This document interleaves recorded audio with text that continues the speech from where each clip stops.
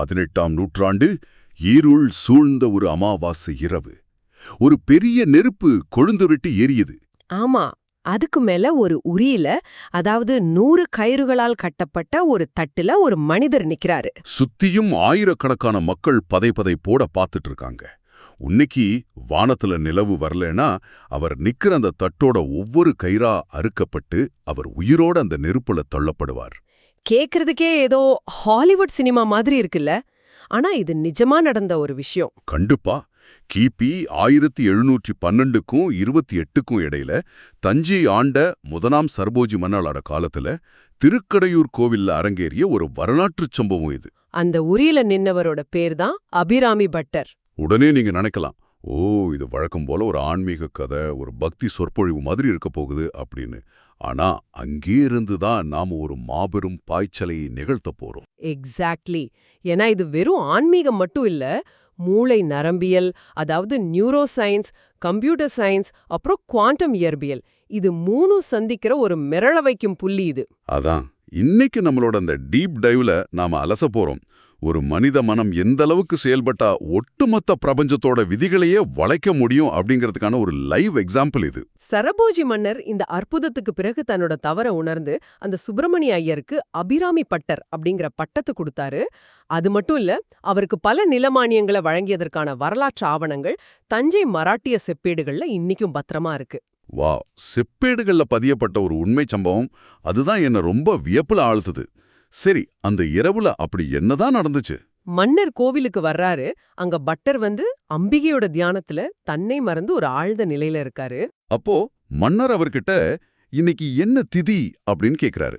உண்மையில அன்னைக்கு அமாவாசை, ஆனா பட்டர் இன்னைக்கு பௌர்ணமின்னு சொல்லிடுறாரு. ஆமா, மன்னருக்கு கோபம் தலைக்கேறுது. அதோட விளைவுதான் அந்த மரண தண்டனை. என் கேள்வி என்னன்னா, அமாவாசைன்னு தெரிஞ்சும் அவர் எப்படி அவ்வளவு உறுதியா பௌர்ணமின்னு சொன்னாரு? அவர் மன்னர்கிட்ட வேணும்னு பொய் சொன்னாரா, இல்ல நிஜமாவே அவர் கண்ணுக்கு நிலவு தெரிஞ்சுதா? இத நாம உளவியல் மற்றும் நரம்பியல் ரீதியா, அதாவது நியூரோ சயின்ஸ் படி பார்த்தோம்னா விடை ரொம்ப தெளிவா கிடைக்கும். அபிராமி பட்டர் அந்த நேரத்துல சாதாரண விழிப்பு நிலையில இல்ல. ஓ, கான்ஷியஸ் ஸ்டேட்ல இல்ல. கரெக்ட்.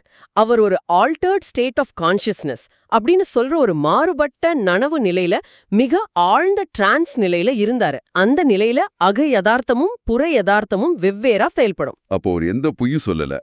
கண்டிப்பா இல்ல.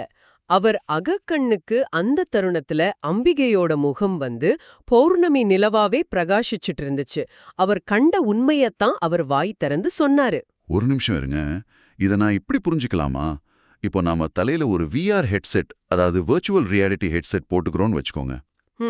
நம்ம கண்ணு முன்னாடி நிஜ உலகத்துல இல்லாத ஒண்ணு அந்த ஸ்கிரீன்ல ரொம்ப தத்ரூபமா தெரியும். நம்ம மூளையும் அது உண்மைன்னு நம்ப ஆரம்பிச்சிரும். பட்டரோட மூளையும் வெளியே இல்லாத ஒண்ணு உள்ளே இருப்பதாக நம்பிடுச்சா? அந்த ஒப்பீடு ஓரளவுக்கு சரிதான். ஆனா ஒரு சின்ன திருத்தம். VR ஹெட்செட் வெளியிலிருந்து கண்ணுக்கு காட்சியா அனுப்புது. ஆனா பட்டரோட விஷயத்துல அந்த ஹெட்செட் அவர் மூளைக்கு உள்ளேயே இருந்துச்சு. உள்ளேயே இருந்துச்சா? அது எப்படின்னு கொஞ்சம் விளக்க முடியுமா? நரம்பியல் அறிவியல்ல இத டாப் டவுன் ப்ராசஸிங், அதாவது மேலிருந்து கீழான செயலாக்கம் அப்படின்னு சொல்லுவாங்க. மேலிருந்து கீழான செயலாக்கம், அதாவது மூளையிலிருந்து கண்ணுக்கு தகவல் போகுதா? எக்ஸாக்ட்லி. பொதுவா நம்ம வெளியுலகை பார்க்கும்போது கண்ணிலிருந்து தகவல்கள் மூளைக்கு செல்லும். இத பாட்டம் அப் ப்ராசஸிங். ஓகே. ஆனா இந்த டாப் டவுன் ப்ராசஸிங்ல மூளை தங்கிட்ட ஏற்கனவே இருக்கிற ஆழமான நம்பிக்கைகள், எண்ணங்களை வச்சு புற உலக காட்சிய தானே கட்டமைக்கும். அட, அப்போ இருண்ட வானத்துல இல்லாத ஒரு ஒளிய மூளை தானே உருவாக்கி கண்ணுக்கு காட்டுதா? ஆமா. அபிராமி பட்டர் அம்பிகையோட ஒளிய அகக்கண்ணுல அவ்வளோ ஆழமா தியானிச்சுட்டு இருந்ததால அவரோட பார்வை புரணி, அதாவது விஷுவல் கார்டெக்ஸ், இருண்ட வானத்துல ஒரு ஒளிய நிஜமாவே அவருக்கு தத்ரூபமா காட்டியிருக்கு. வாவ்! மூளை தனக்கான யதார்த்தத்தை தானே வரையறதுன்னு சொல்றீங்க. இது எப்படி சாத்தியம்? மூளைக்குள்ள அப்படி என்ன கெமிக்கல் ரியாக்ஷன் நடக்குது? அதுதான் முக்கியமான பாயிண்ட். உச்சக்கட்ட பக்தி அல்லது தீவிரமான உணர்ச்சி நிலையில மனித மூளையில டோபமைன், செரோட்டோனின் இது மாதிரியான நரம்பியல் ரசாயனங்கள் பெருமளவில சுரக்கும். அதான் நியூரோகெமிக்கல் ஓவர் டிரைவ் அப்படின்னு சொல்றதா? கரெக்ட். இந்த அதீத ரசாயன சுரப்பு என்ன செய்யும்னா, எது நிஜம், எது மூளை உருவாக்குற கற்பனை அப்படிங்கிற எல்லைக்கோட்டையே முற்றிலுமா அழிச்சுடும். ரொம்ப ஆச்சரியமா இருக்கு. அது மட்டும் இல்ல, நரம்பியல் நிபுணர்கள் ஆன்மீக அனுபவங்களுக்கும் மூளையோட டெம்போரல் லோப் பகுதிக்கும் நெருங்கிய தொடர்பு இருக்கிறத கண்டுபிடிச்சிருக்காங்க. டெம்பரல் லோப், அதாவது மூளையோட பக்கவாட்டு பகுதி, சரிதானே? ஆமா, காட் ஹெல்மெட் அப்படின்னு ஒரு நவீன நரம்பியல் ஆய்வு இருக்கு. அதுல மனித மூளையோட இந்த டெம்போரல் லோப் பகுதிய மின்காந்த அலைகளால தூண்டும்போது என்ன ஆகும்? அந்த மனிதர்கள் ஒரு மாபெரும் பேரொளிய பாக்குற மாதிரியான உணர்வுகளையும் ஏதோ ஒரு தெய்வீக சக்தி பக்கத்துல இருக்கிற மாதிரியான பிரமையையும் நிஜமாவே உணர்ந்திருக்காங்க. வாவ்! அப்போ அபிராமி பட்டருக்கு இயற்கையாகவே அவரோட ஆழ்ந்த தியானத்தால அந்த டெம்பரல் லோப் அதீதமா தூண்டப்பட்டிருக்கு. கண்டிப்பா, அதனாலதான் அந்த பேரொளி உங்களுக்கு நிஜமாவே தெரிஞ்சிருக்கு. ஓகே, அவரோட மூளை ஒரு உச்சக்கட்ட நிலையில ஒரு டிரான்ஸ்ல இயங்கியது அப்படிங்கறத அறிவியல் பூர்வமா புரிஞ்சுக்க முடியுது. இது மூளைக்குள்ள நடந்த ஒரு மாயாஜாலம். ஆனா எனக்கு இப்போ இன்னொரு பெரிய சந்தேகம் வருது. மன்னர் கட்டளையிட்ட பிறகு அவரை கொழுந்து விட்டு எரியும் நெருப்புக்கு மேல நிக்க வச்சாங்க இல்லையா? ஆமா. அந்த மரண பயத்துல மூளையோட அந்த டிரான்ஸ் நிலை களைஞ்சிடாதா? எப்படி ஒரு மனிதனால கொழுந்து விட்டு எரியும் நெருப்புக்கு மேல நின்னுட்டு பதற்றப்படாம 100 பாடல்களை பாட முடிஞ்சது? அங்கதான் விஷயமே ரொம்ப ரொம்ப சுவாரஸ்யமா போகுது. அவர் பாடின அந்த 100 பாடல்களுக்குள்ள, அதாவது அபிராமி அந்தாதிக்குள்ள ஒரு மாபெரும் கம்ப்யூட்டர் அல்காரிதம் ஒழிஞ்சேக்கு. கம்ப்யூட்டர் அல்காரிதமா? எந்த சொல்றீங்க? ஆமா, அவர் பாடிய விதம் அவரோட மூளைய அந்த டிரான்ஸ் நிலையிலேயே லாக் பண்ணி வச்சிருந்தது. கம்ப்யூட்டர் சயின்ஸ் மற்றும் மொழியியல் நோக்குல அபிராமி அந்தாதிய பாக்குறது ஒரு வியப்பான கோணம்.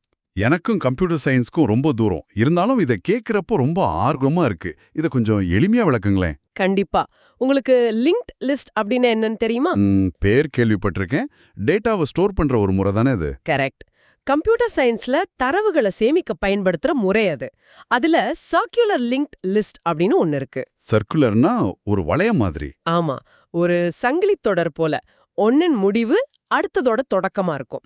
கடைசியில வர்ற டேட்டா மறுபடியும் முதல் டேட்டாவோட இணைந்து ஒரு முழுமையான சுழற்சியை உருவாக்கும். ஒரு நிமிஷம், அப்போ அபிராமி அந்தாதியோட 100 பாட்டும் இதே கட்டமைப்புல தான் இருக்கா? எக்ஸாக்ட்லி. அந்தாதியோட முதல் பாடலோட தொடக்கச் சொல் உதிக்கின்ற அப்படின்னு ஆரம்பிக்கும். ஓ, அப்படியே பட்டர் நெருப்புக்கு மேல நின்னுட்டு 100 பாடல்கள் பாடி முடிக்கிறாரு. அப்போ அந்த 100வது பாடலோட இறுதி சொல் உதிக்கின்றவே அப்படின்னு முடியும். இது மறுபடியும் முதல் பாடலோட உதிக்கின்ற அப்படிங்கிற சொல்லோட கச்சிதமா இணைந்துவிடும். ஆட, எங்கும் அறுபடாத ஒரு சுழற்சி. இதுதானே இந்த சைக்கிளிக் டேட்டா ஃப்ளோ? 100க்கு 100 சரி.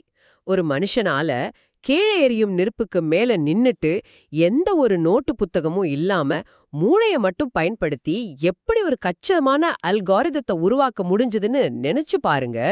கற்பனை செஞ்சு பார்க்கவே பிரமிப்பா இருக்கு. இது ஏஐ மற்றும் மூளை நிரலாக்கத்தோட, அதாவது நியூரோ லிங்குவிஸ்டிக் ப்ரோக்ராமிங் NLPயோட உச்சகட்டம். தொடர்ந்து ஒரு குறிப்பிட்ட தாளத்துல உச்சரிக்கப்படும் வார்த்தைகள் மனித மூளையோட நரம்பியல் பாதைகளை அப்படியே மாற்றியமைக்கும் ஆற்றல் கொண்டவை. அப்போ பட்டபாடிய ஒவ்வொரு சொல்லும் அவரோட மூளைய அந்த ஆழ்நிலை தியானத்திலேயே நிலைநிறுத்துறதுக்கான ஒரு புரோகிராம் போல செயல்பட்டு இருக்கு இல்லையா? ஆமா. இதை நாம இப்போ பயன்படுத்துற செயற்கை நுண்ணறிவு, அதாவது ஏஐயோட ப்ராம்ப்ட் இன்ஜினியரிங் போல பார்க்கலாமா? நாம ChatGPT மாதிரி ஏஐக்கு சரியான கட்டளைகளை, அதாவது ப்ராம்ப்ட்ஸை கொடுத்தா அது சரியான விடையை உருளாக்குது இல்லையா? ஆமா. அது போலவா? மிகச்சரியான உதாரணம். இந்த அந்தாதி சொற்கள் ஒவ்வொன்னும் ஒரு மாபெரும் விடைய பிரபஞ்சத்திடமிருந்து பெறுவதற்கான துல்லியமான ப்ராம்ப்ட்ஸா செயல்பட்டிருக்கு. வாவ்! இதை இன்னும் கொஞ்சம் டெக்னிக்கலா சொல்லணும்னா, நவீன ஏஐல உள்ள மார்க்கோவ் சங்கிலிகள், அதாவது மார்க்கோவ் செயின்ஸ் மற்றும் என்கிராம் மாடல்ஸ் கூட ஒப்பிடலாம். மார்க்கோவ் சங்கிலிகள், இது எப்படி மூளையோட தொடர்பு படுத்துறீங்க? மார்க்கோவ் சங்கிலி அப்படிங்கிறது தற்போதைய நிலைய வச்சு அடுத்த நிலைய துல்லியமா கணிக்கும் ஒரு கணித முறை. இப்போ நீங்க மொபைல்ல டைப் செய்யும்போது அடுத்த வார்த்தை என்ன வரும்னு பிரெடிக்டிவ் டெக்ஸ்ட் காட்டுது இல்லையா? ஆமாமா, நாம் ஒரு வார்த்தை அடிச்சதும் அடுத்த வார்த்தை அதுவே சஜஸ்ட் பண்ணும். அதுதான் இது. முந்தைய வார்த்தைய வச்சு அடுத்த வார்த்தைய தீர்மானிக்கும் ஒரு டிட்டர்மினிஸ்டிக் லாங்குவேஜ் மாடலா பட்டரோட மூளை அந்த தருணத்துல மாறி இருக்கு. அட கடவுளே! முந்தைய பாடலோட கடைசி சொல்ல இன்புட்டா வச்சு அடுத்த பாடலோட முதல் சொல்ல உருவாக்குறது அப்படிங்கிறது மூளையோட காக்னிட்டிவ் லோட, அதாவது சிந்தனை சுமைய வெகுவா குறைக்குது. ஓ, அதனாலதான் அவர் கவனம் சிதறாம அந்த லூப்ல இருக்க முடிஞ்சிருக்கு. ஆமா, எந்த கவனச்சிதறலும் இல்லாம அந்த உச்சக்கட்ட டிரான்ஸ் நிலையிலே ஒரு லூப் போல தொடர்ந்து இயங்க முடிஞ்சது. அவர் தன் மூளையையே ஒரு லாங்குவேஜ் மாடலா மாற்றி பிரபஞ்சத்தோட அல்காரிதமே ஹேக் பண்ணிருக்காருன்னு சொல்றீங்க. கேட்கறதுக்கே பிரம்மாண்டமா இருக்கு. உண்மையாவே அது ஒரு மாபெரும் ஹேக் தான். சரி, மூளைக்குள்ள கெமிக்கல் வேலை செஞ்சது சரி. அவர் பாடிய பாடல்கள் ஒரு கச்சிதமான ஏஐ அல்காரிதம் போல மூளைய லாக் செஞ்சது அப்படிங்கிறதும் சரி. ஆனா இங்க ஒரு தர்க்க ரீதியான கேள்வி வருது. சொல்லுங்க. மன்னிக்கணும், நான் கொஞ்சம் முரண்பட போறேன். பட்டரோட மூளைக்குள்ள நிலவு தோன்றியிருக்கலாம், ஆனா மன்னர் பார்த்தாரு. அங்க கூடியிருந்த ஆயிரக்கணக்கான மக்கள் பார்த்தாங்க. நிஜ வானத்துல ஒரு அமாவாசை இருட்டுல எப்படி ஒரு பௌதிகமான நிலவு வந்துச்சு? இது ரொம்ப வேலிடான கேள்வி. இது இயற்பியல் விதிகளுக்கு முற்றிலுமா முரணானது இல்லையா? இத வெறும் கற்பனைன்னு நாம ஒதுக்கிட முடியாதே. இது மிக முக்கியமான கேள்வி. இதுதான் இந்த உரையாடலோட உச்சக்கட்டமே. அறிவியல்ல இத வெறும் அற்புதம்னு ஒதுக்கிட முடியாது. இத நாம ஒலியல், அதாவது அக்யூஸ்டிக்ஸ் மற்றும் குவாண்டம் இயற்பியல் கோட்பாடுகள் மூலமா அலசலாம். குவாண்டம் இயற்பியலா? சரி, முதல்ல அக்கூஸ்டிக்ஸ பத்தி பாப்போம். முதல்ல சைமேட்டிக்ஸ பத்தி பாப்போம். உங்களுக்கு சைமேட்டிக்ஸ் பத்தி தெரியுமா? சைமேட்டிக்ஸ்னா ஒலியோட அதிர்வுகள் மூலமா பொருட்களை நகர்த்துவது, வடிவமைப்பது, அதுதானே? சரியா சொன்னீங்க. ஒலியோட அதிர்வுகள், அதாவது சவுண்ட் வைப்ரேஷன்ஸ், காற்றில் எத்தகைய பௌதீக மாற்றங்களை ஏற்படுத்தும் அப்படின்னு படிக்கிற அறிவியல் அது. ஓ, அந்த குறிப்பிட்ட அதிர்வெண்கள் மணலையோ தண்ணியையோ நேர்த்தியான வடிவங்களா மாத்துற வீடியோக்கள் நான் பார்த்திருக்கேன். அதேதான். பட்டர் உச்சக்கட்ட ஆத்மார்த்தத்தோட பாடிய 79வது பாடலான விழிக்கே அருளுண்டு அப்படிங்கிற பாடலோட தாளங்களும் சீர்களும் வளிமண்டலத்துல ஒரு குறிப்பிட்ட உச்சக்கட்ட அதிர்வலைய, ஒரு ரெசனன்ஸ உருவாக்கியிருக்கலாம். ஒலியால வடிவங்களை உருவாக்கலான்னு ஒத்துக்கிறேன். ஆனா ஒலியால ஒலிய, அதுவும் நிலவு மாதிரி ஒரு பெரிய ஒலிய உருவாக்க முடியுமா? அது எப்படிங்க சாத்தியம்? இது மேலோட்டமா பார்த்தா அதீத கற்பனையா தோணும். ஆனா நவீன இயற்பியல்ல சோனோலூமினசென்ஸ் அப்படின்னு ஒரு வியப்பான நிகழ்வு இருக்கு. சோனோலூமினசென்ஸ் அப்படின்னா? ஒளியிலிருந்து ஒளியே உருவாக்குறது, அதாவது சவுண்ட் டு லைட் கன்வர்ஷன். ஒரு திரவத்திலோ அல்லது ஊடகத்திலோ உச்சக்கட்ட ஒலி அதிர்வுகளை செலுத்தும் போது அங்க சிறிய குமிழிகள் உருவாகி அந்த குமிழிகள் மிக வேகமா சுருங்கி வெடிக்கும். ஓ, அப்படி வெடிக்கும்போது என்ன ஆகும்? அப்படி வெடிக்கும்போது உள்ளே இருக்கும் அதீத வெப்பம் மற்றும் ஆற்றல் காரணமா ஒளி அணுக்கள், அதாவது ஃபோட்டான்கள், ஒரு பிரகாசமான ஒளியா வெளியேறும். இது அறிவியல் பூர்வமா நிரூபிக்கப்பட்ட ஒன்று. ஒரு நிமிஷம். சோனோலுமினசன்ஸ் லேப்ல ஒரு சின்ன குடுவைக்குள்ள நடக்கிறது. ஆனா ஒரு மனிதனோட குரல் ஒளியாக, அதுவும் பல கோடி சூரிய பிரகாசம் உள்ள நிலவாக வானத்துல மாறுமா? இது அறிவியலுக்கு சற்று மீறியதா தெரியலையா? நீங்க கேக்குற பாயிண்ட் ரொம்ப கரெக்ட். அறிவியல் படி ஒரு மனிதனோட குரல் வளிமண்டலத்துல பல ஆயிரம் கிலோமீட்டர் சுற்றளவுக்கு ஒரு பௌதீக நிலவ உருவாக்க முடியாதுதான். அப்போ வேற என்ன நடந்திருக்கும்னு சொல்றீங்க? நாம இங்க சொல்றது அவர் நிஜ நிலவையே உருவாக்கினார்னு இல்ல. ஆனா பட்டரோட தீவிரமான குரல் அதிர்வலைகள் அந்த குறிப்பிட்ட இடத்தோட வளிமண்டலத்துல உள்ள துகள்களோட, அல்லது அந்த புராண குறிப்பின்படி அம்பிகை வீசிய காதணியோட வினை புரிந்து ஒரு ஒளியை உருவாக்கி இருக்கனாமா? ஆமா, ஒரு மாபெரும் ஒளியியல் நிகழ்வ, லியூமினஸ் பினாமினன், அந்த பகுதி மக்களோட கண்ணுக்கு மட்டும் தெரியும்படி உருவாக்கி இருக்கலாம். இங்கேதான் குவாண்டம் இயற்பியல் உள்ள வருது. குவாண்டம் இயற்பியலா? எனக்கே கொஞ்சம் தலை சுத்துது. இதுல குவாண்டம் எப்படி வருது? குவாண்டம் அறிவியல்ல தி அப்சர்வர் எஃபெக்ட், அதாவது நோக்கரின் விளைவு அப்படின்னு ஒரு புகழ்பெற்ற தத்துவம் இருக்கு. ஒரு அணு துகளானது அதனை ஒருவர் கவனிக்காத வரை அது பல சாத்தியக்கூறுகளாக அலைவடிவில் மட்டுமே பரவியிருக்கும். வேவ் ஃபங்க்ஷன் அப்படின்னு சொல்றதா? கரெக்ட். எப்போ ஒரு நோக்குனர் அதை கூர்ந்து கவனிக்கிறாரோ அப்போதான் அந்த அலைவடிவம் சுருங்கி, அதாவது வேவ் ஃபங்க்ஷன் கொலாப்ஸ் ஆகி அது ஒரு குறிப்பிட்ட பௌதீக வடிவத்தை அல்லது இடத்தில் இருக்கும் துகளாக மாறும். இது குவாண்டம் மெக்கானிக்ஸோட அடிப்படை. ஆனா அது அணுதுகள்களுக்கு, சப்அட்டாமிக் பார்ட்டிகல்ஸ்க்கு மட்டும்தானே பொருந்தும். நாம இங்க வானத்துல தோன்ற ஒரு பெரிய ஒளியை பத்தி பேசிட்டு இருக்கோம். அங்கதான் நவீன இயற்பியாளர்களும் தத்துவவியலாளர்களும் ஒரு பெரிய விவாதத்தை முன்வைக்கிறாங்க. மனித நனவு நிலை, கான்ஷியஸ்னஸ் அப்படிங்கிறது ஒட்டுமொத்த பிரபஞ்சத்தோடும் இணைக்கப்பட்டிருக்கலாம் அப்படிங்கிற கோட்பாடு இருக்கு. ஓ, இத குவாண்டம் என்டாங்கிள்மெண்ட், அதாவது குவாண்டம் பின்னல் அப்படின்னு சொல்லுவோம். இங்க அபிராமி பட்டர் அப்படிங்கிற நோக்கரின் ஆழ்ந்த தீவிரமான நனவு நிலையும் அங்க கூடியிருந்த ஆயிரக்கணக்கான மக்களோட மரண பயமும் சேர்ந்து ஒரு மாபெரும் கலெக்டிவ் அன்கான்ஷியஸ்னஸ், அதாவது கூட்டு நனவிழி மனதோட தாக்கத்தை உருவாக்கியிருக்கலாம். அட, அதாவது பட்டர் மட்டும் இதை செய்யல, அங்கிருந்த அத்தனை மக்களோட மன அதிர்வெண்களும் சேர்ந்து இந்த குவாண்டம் விளைவை தீவிரமாக்கி இருக்கலாம்னு சொல்றீங்க. எக்ஸாக்ட்லி! பட்டரோட உச்சக்கட்ட அதிர்வெண் ஆயிரக்கணக்கான மக்களோட எண்ண அலைகளோட ஒரு புள்ளில குவிந்தப்போ அது அந்த குறிப்பிட்ட இடத்தோட ஸ்பேஸ் டைம் கட்டமைப்பையே தற்காலிகமா வளைச்சிருக்கலாம். Space time வளைஞ்சிருக்கலாமா? நம்பவே முடியல. ஆமா, குவாண்டம் அளவுல நடக்கும் அந்த பின்னல் ஒரு பிரம்மாண்டமான மேக்ரோ அளவுல வெளிப்பட்டு பௌர்ணமி அப்படிங்கிற யதார்த்தத்தை அந்த தருணத்துக்கு மட்டும், அந்த மக்களோட கண்களுக்கு மட்டும் இழுத்து வந்திருக்கலாம். இது நவீன அறிவியலோட எல்லைகளை தாண்டிய ஒரு தியரி என்றாலும் மனித மனதுக்கும் பிரபஞ்சத்துக்கும் இடையே உள்ள கண்ணுக்கு தெரியாத அந்த வலைய இது அப்பட்டமாக காட்டுது இல்லையா? கண்டிப்பா. என் மூளையே சற்று உறைஞ்சிடுச்சு. ஒரு மனிதனோட மனம் விண்வெளியோட கால நேரத்தையே வளைக்கும் வல்லமை கொண்டது அப்படிங்கிறது உண்மையிலே மெய்சிலிருக்க வைக்குது. சரி, இதையெல்லாம் நாம எப்படி புரிஞ்சுக்கிறது? அதாவது நரம்பியல், ஏஐ அல்காரிதம், குவாண்டம் இயற்பியல்னு அறிவியலோட பல எல்லைகளை தொட்டுட்டோம். ஆனா இதனோட ஆழமான ஆன்மீக மற்றும் தத்துவார்த்தமான உள்ளர்த்தம் என்னவா இருக்கும்? எதற்காக இந்த சம்பவம் நடந்துச்சு? அறிவியலை தாண்டி இதனோட ஆன்மீக தத்துவத்தை வேத ஜோதிட கணக்கீடுகள் ரொம்ப அழகா விளக்குது. வேத ஜோதிடத்துல சந்திரன் அப்படிங்கிறது மனதை குறிக்கும். அதனா மனோகாரகன் அப்படின்னு சொல்லுவாங்க. சூரியன் ஆன்மாவை குறிக்கும், சரியா? சரியா சொன்னீங்க. அதனா ஆத்மகாரகன் அப்படின்னு சொல்லுவாங்க. அமாவாசை அன்னைக்கு வானியல் ரீதியா என்ன நடக்கும் தெரியுமா? சூரியனும் சந்திரனும் ஒரே நேர்கோட்ல இல்ல ஒரே பாகையில இணையுமா? ஓ, அப்படியா? அமாவாசைனா எதற்கும் ஆகாத இருட்டு நாள்னு தான் நாம நினைச்சிட்டு இருக்கோம். அதுதான் வெளிப்படையான பார்வை. ஆனா அகப்பார்வையில அபிராமி பட்டரோட மனம் முழுமையா பரமாத்மாவுடன் ஒன்றிணைஞ்சிடுச்சு. வாவ்!